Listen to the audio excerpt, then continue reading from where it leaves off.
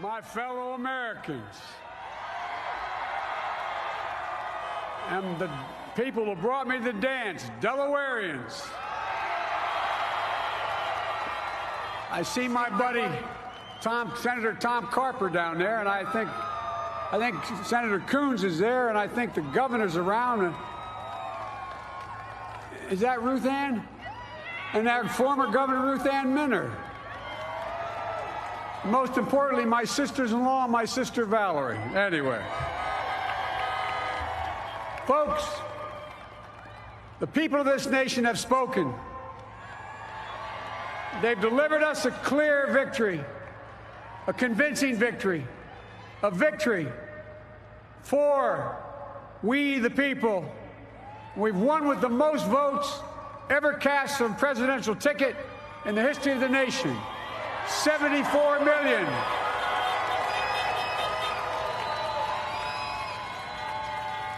What I must admit has surprised me. Tonight, we're seeing all over this nation, all cities and all parts of the country, indeed across the world, an outpouring of joy, of hope, renewed faith in tomorrow, bring a better day. And I'm humbled by the trust and confidence you've placed in me. I pledge to be a president who seeks not to divide, but unify, who doesn't see red states and blue states, only sees the United States, and work with all my heart, with the confidence of the whole people, to win the confidence of all of you. And for that is what America, I believe, is about.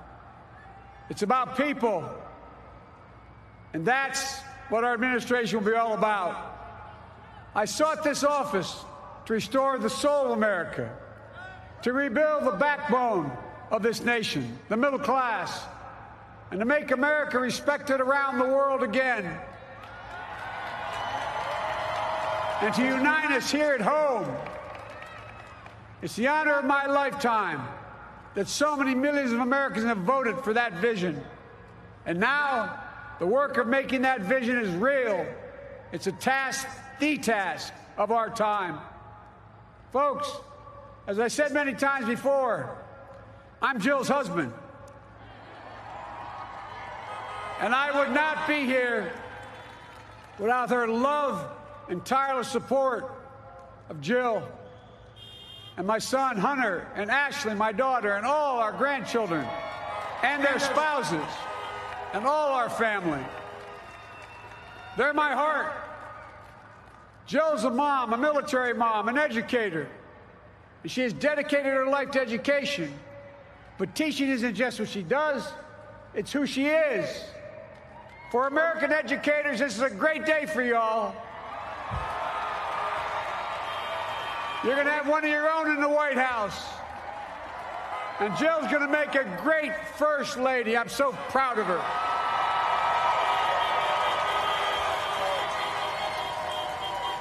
And I'll have the honor of serving with the fantastic Vice President who you just heard from, Kamala Harris,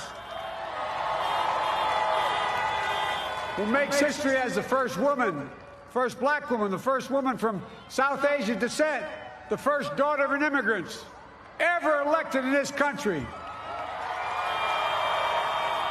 Don't tell me it's not possible in the United States.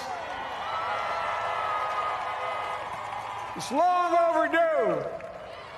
And we're reminded tonight of those who fought so hard for so many years to make this happen. But once again, America's bent the arc of the moral universe more toward justice. Kamala, Doug, like it or not, your family, you become an honorary Biden, there's no way out.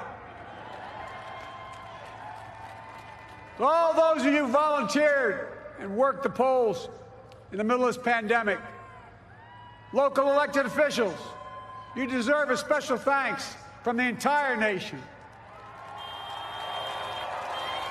And to my campaign team and all the volunteers and all who gave so much of themselves to make this moment possible, I owe you. I owe you. I owe you everything.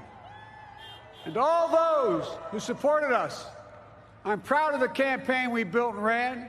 I'm proud of the coalition we put together, the broadest and most diverse coalition in history.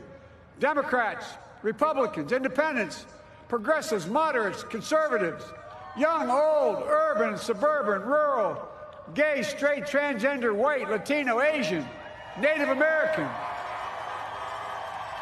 I mean it, especially those moments, and especially for those moments when this campaign was at its lowest ebb. The African-American community stood up again for me. You've always had my back, and I'll have yours. I said at the outset, I wanted to represent this campaign to represent and look like America. We've done that. Now that's what I want the administration to look like and act like. For all those of you who voted for President Trump, I understand the disappointment tonight. I've lost a couple times myself, but now let's give each other a chance. It's time to put away the harsh rhetoric, lower the temperature, see each other again, listen to each other again.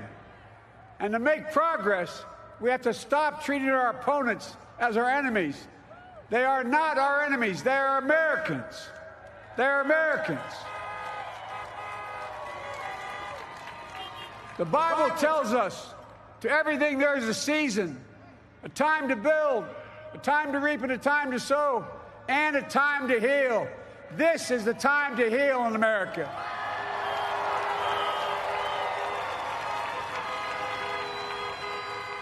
Now this campaign is over. What is the will of the people? What is our mandate? I believe it's this.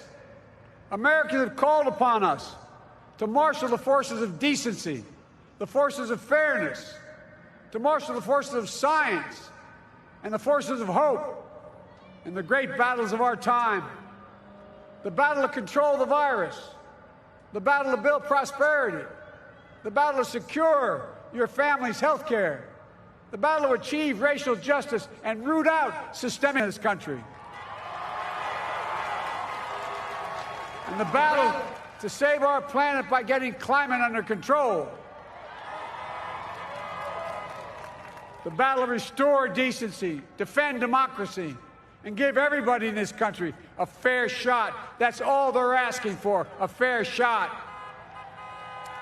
Folks, our work begins with getting COVID under control.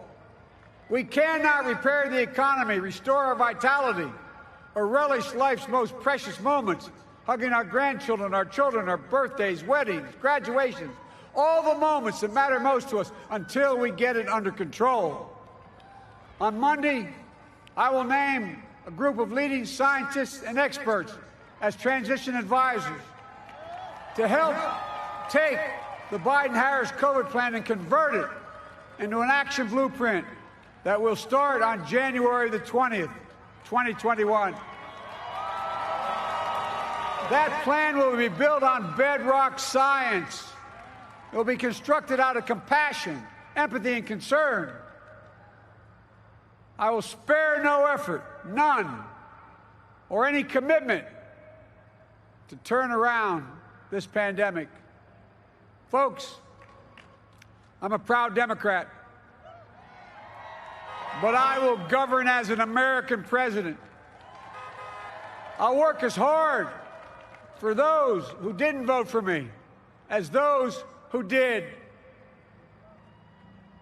Let this grim era of demonization in America begin to end here and now.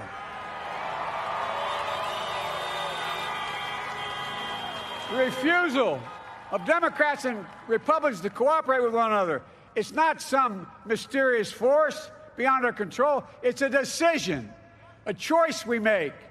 And if we can decide not to cooperate, then we can decide to cooperate. And I believe that this is part of the mandate given to us from the American people. They want us to cooperate in their interest. And that's the choice I'll make. And I'll call on Congress, Democrats and Republicans alike, to make that choice with me. The American story is about slow yet steadily widening the opportunities in America.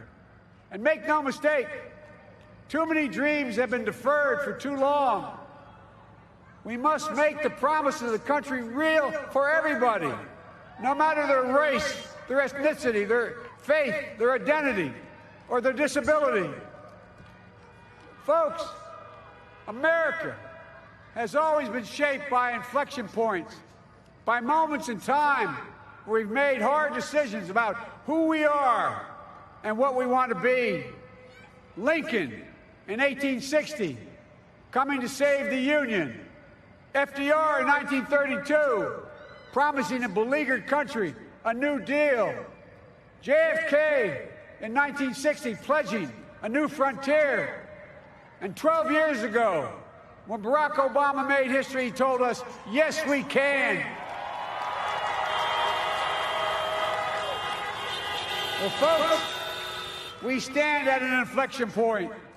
We have an opportunity to defeat despair, to build a nation of prosperity and purpose. We can do it. I know we can. I've long talked about the battle for the soul of America.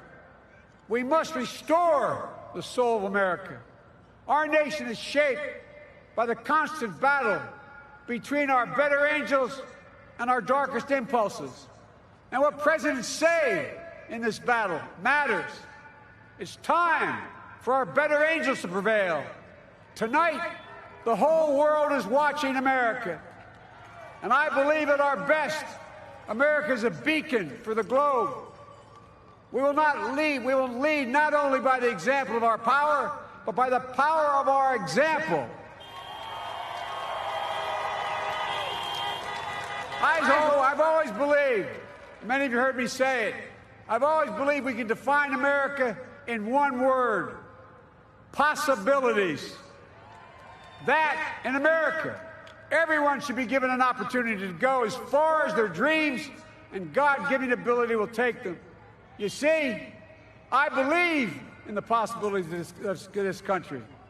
We're always looking ahead to an America that's freer and more just, ahead to an America that creates jobs with dignity and respect, ahead of America that cures diseases like cancer and Alzheimer's, ahead to an America that never leaves anyone behind, ahead of America that never gives up, never gives in. This is a great nation. It's always been a bad bet to bet against America. We're a good people. This is the United States of America, and there's never been anything we've been not able to do when we've done it together. Folks, in the last days of the campaign, I began thinking about a hymn that means a lot to me and my family, particularly my deceased son, Bo. It captures the faith that sustains me and which I believe sustains America. And I hope it can provide some comfort and solace to 230,000 Americans who've lost a loved one to this terrible virus this year. My heart goes out to each and every one of you. Hopefully this hymn gives you solace as well. And it goes like this: and he will raise you up on eagle's wings, bear you on the breath of dawn, and make you to shine like the sun, and hold you in the palm of his hand. And now together, on eagle's wings, we embark on the work that God and history have called upon us to do, with full hearts and steady hands, with faith in America and in each other, with love of country, a thirst for justice. Let us be the nation that we know we can be, a nation united, a nation strengthened, a nation healed. The United States of America, ladies and gentlemen, there's never been anything we've tried we've not been able to do. So remember, as our grandpapa used to say when I walked out of his home when I was a kid up in Scranton, he said, "Joey, keep the faith." And our grandmother, when she was alive, she yelled, "No, Joey, spread it. Spread the faith." God love you all. May God bless America, and may God protect our troops.